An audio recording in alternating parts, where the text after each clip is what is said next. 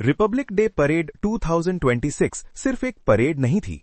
ये था इंडिया की मिलिट्री पावर, टेक्नोलॉजी और स्ट्रेटेजिक थिंकिंग का पूरा स्नैपशॉट।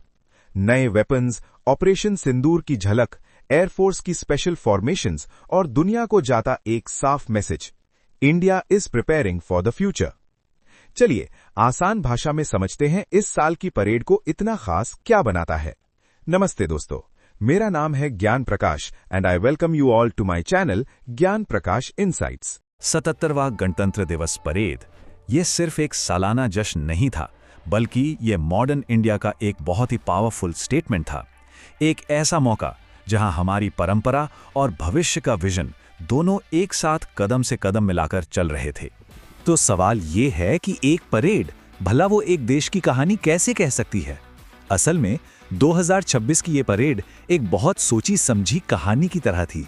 एक ऐसी कहानी जिसमें इतिहास, फ्यूचर टेक्नोलॉजी और सामाजिक बदलाव इन सबको एक ही धागे में पिरोया गया था। आइए इस कहानी की परतों को एक एक करके खोलते। इस पूरे भव्य आयोजन की नींव, इसकी बुनियाद हमारे गहरे ऐतिहासिक और सांस्कृतिक जड़ों में थी। और यहीं से शुरुआत होती है इस परेड की सबसे खास थीम की। इस साल की परेड का सेंट्रल फोकस था हमारे राष्ट्रगीत वंदे मातरम की 150वीं वर्षगांठ। बंकिम चंद्र चट्टोपाध्याय का लिखा ये गीत सिर्फ एक रचना नहीं है, ये तो भारत के स्वतंत्रता संग्राम की आत्मा है और इस साल इसे पूरी भव्यता के साथ सलाम किया गया। और देखिए, वंदे मातरम की ये थीम सिर्फ कहने के लिए नहीं थी, बल्कि जश्न के हर हिस्से में इसकी गूंज थी। कर्तव्य पथ पर लगी 1923 की वो ऐतिहासिक पेंटिंग्स हों या फिर इनविटेशन कार्ड्स, झांकियां हों या फूलों की सजावट, सब कुछ वंदे मातरम के रंग में रंगा था। और हाँ, 2500 कलाकारों का वो कमाल का परफॉर्मेंस, उसने तो जैसे पूरे माहौल में जान डाल दी। अच्छा, अब इतिहास से आगे बढ़कर देखते हैं कि ग्लोबल स्टेज पर भारत ने क्या नया किया। इस साल की परेड में कुछ ऐसे डिप्लोमैटिक इशारे हुए जो पहले कभी नहीं हुए थे। ये एक बहुत बड़ी बात थी। देखिए, आमतौर पर क्या होता है, एक देश के हेड को चीफ गेस्ट बनाया जाता है, लेकिन इस बार 2026 में भारत ने एक नहीं बल्कि यूरोपियन यूनियन के दोनों टॉप लीडर्स को एक साथ होस्ट किया। यूरोपियन काउंसिल के प्रेसिडेंट एंटोनियो कोस्टा और यूरोपियन कमीशन की president Ursula von der Leyen. ये इंडिया ईयू संबंधों में एक नए और मजबूत चैप्टर का ऐलान था। और इस फैसले का असर साफ दिखा। परेड में पहली बार यूरोपियन यूनियन का एक कंटिंजेंट भी शामिल हुआ। सोचिए, ये सिर्फ एक फॉर्मेलिटी नहीं थी, बल्कि एक साफ इशारा था आने वाले समय में और मजबूत रिश्तों का, एक गहरी होती स्ट्रेटेजिक पार्टनरशिप का। तो चलिए अब बात करते हैं उस चीज की जिसका सबको इंतजार रहता है, मिलिट्री पावर। और इस साल मिलिट्री डिस्प्ले में कुछ ऐसे फर्स्ट्स थे जिन्होंने सबको चौंका दिया। यहां एक ऐसी फौज की झलक मिली जो मॉडर्न है, आत्मनिर्भर है और किसी भी चैलेंज के लिए तैयार है। इस साल आर्मी ने एक बिल्कुल नया कॉन्सेप्ट पेश किया, फेज्ड बैटल एरे। अब ये क्या है? देखिए, ये नॉर्मल मार्च पास नहीं था, ये एक तरह से असली जंग का लाइव सिमुलेशन था। इसमें दिखाया गया कि कैसे फौज के अलग अलग हिस्से, रेकी से लेके अटैक और लॉजिस्टिक्स तक, एक साथ एक टीम की तरह काम करते हैं। मतलब ये सिर्फ पावर का शो ऑफ नहीं, बल्कि स्ट्रैटेजी का डेमोन्स्ट्रेशन था। तो इसको ऐसे समझिए, सीक्वेंस क्या था? सबसे पहले 61 कैवलरी ने दुश्मन की जानकारी जुटाई, फिर ध्रुव और रुद्र हेलीकॉप्टर्स ने आकर बैटलफील्ड को शेप किया। उसके बाद T-90 भीष्म और अर्जुन टैंक्स ने हेलीकॉप्टर सपोर्ट के साथ मोर्चा संभाला और आखिर में आर्टिलरी, मिसाइल सिस्टम्स और सप्लाई चेन ने आकर ऑपरेशन को पूरा किया, बिल्कुल एक रियल लाइफ मिलिट्री ऑपरेशन की तरह। इस परेड की एक और खास बात थी, ये मई 2025 में हुए ऑपरेशन सिंदूर के बाद पहला बड़ा पब्लिक डिस्प्ले था। इस मिशन को श्रद्धांजलि देने के लिए खास झांकियां और स्पेशल एयर फॉर्मेशंस भी थे। ये उन सफलताओं को सलाम करने का एक जरिया था।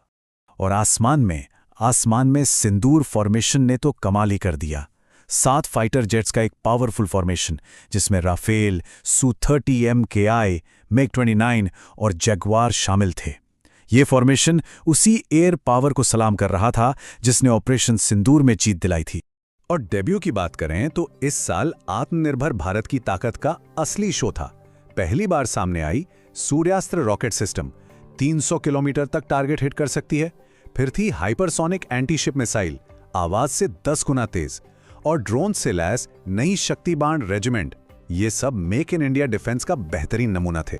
परेड में कुछ नई यूनिट्स भी पहली बार दिखी, जैसे भैरव लाइट कमांडो बटालियन काफी फुर्तीली यूनिट है, लेकिन सबसे यूनिक था साइलेंट वॉरियर्स कंटिंजेंट। इसमें 2 कूबड़ वाले बैक्टीरियन ऊंट थे, जंस्कार के पौनी और तो और एंटी ड्रोन ऑपरेशंस के लिए ट्रेन किए गए बाज। ये दिखाता है कि हमारी डिफेंस फोर्सेस कितनी डाइवर्स हैं।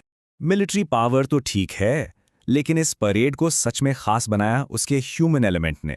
इस बार फोकस जन भागीदारी यानी पब्लिक पार्टिसिपेशन और नारी शक्ति पर था। सोचिए, इस बार 10,000 स्पेशल गेस्ट्स थे और ये कोई वीआईपीज नहीं थे। ये थे आम लोग, किसान, कारीगर, साइंटिस्ट्स, वो लोग जो देश को रोज बनाते हैं। ये सचमुच में एक पीपल्स परेड थी। और वीआईपी कल्चर को खत्म करने के लिए एक और छोटा लेकिन पावरफुल कदम उठाया गया। जो सीटिंग एंक्लोजर्स थे उनके नाम गंगा, यमुना जैसी नदियों पे रखे गए। एक सिंपल सा चेंज, लेकिन मैसेज बहुत बड़ा था, सब समान है। और नारी शक्ति की झलक तो हर तरफ थी। एयरफोर्स बैंड में पहली बार महिला अग्निवीरों ने हिस्सा लिया। सीआरपीएफ और एसएसबी की ऑल विमेन कंटिंजेंट्स ने जो डिसिप्लिन और कॉन्फिडेंस दिखाया वो देखने लायक था। अब आखिर में कुछ और इंटरेस्टिंग फर्स्ट्स की बात करते हैं जो कल्चर और टेक्नोलॉजी से जुड़े थे। 2 चीजें और जो पहली बार हुई।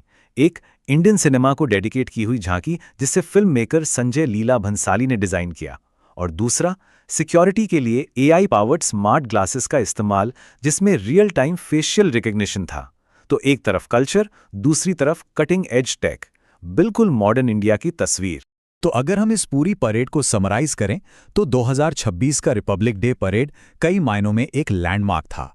वंदे मातरम की थीम, ईयू के डबल चीफ गेस्ट्स, नया फेज्ड बैटल एरे फॉर्मेट और आम आदमी पर फोकस, ये सब मिलाकर एक ऐसी तस्वीर बनाते हैं जहां भारत अपने इतिहास को सलाम करते हुए फ्यूचर की तरफ तेजी से बढ़ रहा है। और यहीं पर एक बड़ा सवाल उठता है, अगर परेड किसी देश के आज का आईना होती है तो 2026 की ये परेड देश के भविष्य के बारे में क्या इशारा कर रही है?